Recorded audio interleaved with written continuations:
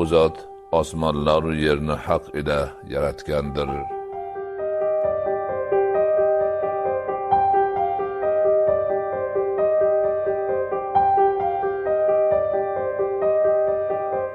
Kechani kunduz ustiga o'raydi, kunduzni kecha ustiga o'raydi.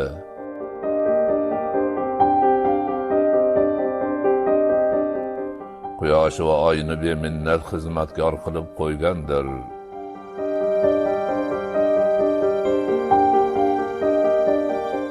Har biri belgilangan muddatga qadar yurur.